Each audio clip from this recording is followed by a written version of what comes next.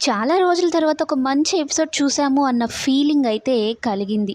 Nagarjuna sir రావడంతోనే ఒక మంచి గుడ్ న్యూస్‌తో వచ్చాడు. శేఖర్ భాషకి బేబీ బాయ్ పుట్టాడు. తన వైఫ్, బేబీ బాయ్ ఇద్దరు సేఫ్‌గా ఉన్నారు, ఆరోగ్యంగా ఉన్నారు అని చెప్పగానే చాలా సంతోషపడిపోతాడు. ఫుల్ ఎమోషనల్ అయిపోతాడు శేఖర్ భాష. ఇక హౌస్ మొత్తం కూడా తనకి సపోర్ట్‌గా ఉండి ఆ ఆనందాన్ని పంచుకుంటారు. అయితే ఈ విష్ణు విషయంలో విష్ణు అంత పెద్ద పిల్లయినా కూడా తన మాటలు మాత్రం చిన్న పిల్లలాగా క్యూట్‌గానే అనిపిస్తాయి. బ్రెయిన్‌కి నత్తి అనే ఒక పదంతో నాగార్జున సార్ కూడా నవ్వేస్తారు. ఇక ఈ విష్ణు విషయంలోనే సోనియాకి కూడా బాగా బుద్ధి చెప్తారు. తనకి ఫ్యామిలీ లేదని ఎందుకమ్మా అలాంటి మాటలు మాట్లాడతావు?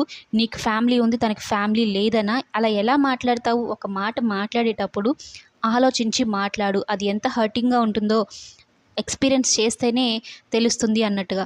ఇక యష్మి విషయానికొస్తే ఇక చీఫ్‌గా తీసేశారు. సంచాలకురాలికి గూడా నువ్వు పనికిరావు అన్నట్టు నాగార్జున సార్ మొహం మీదే చెప్పేశాడు.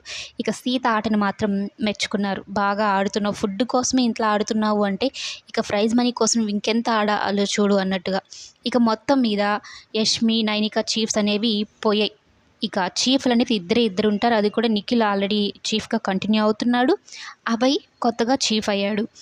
ఇక నైనిక అలాగే నిఖిల్ ఇద్దరు ఎలిమినేషన్ నుంచి సేవ్ అయ్యారు.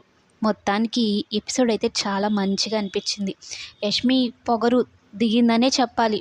ఎందుకంటే ప్రతిదీ తను అనుకున్నదే కరెక్ట్, తను చేస్తున్నదే కరెక్ట్ అన్న ఇవి వేలో ఉంటుంది ఆ అమ్మాయి. ఇప్పుడు మొత్తానికి చీఫ్‌గానే పోయింది.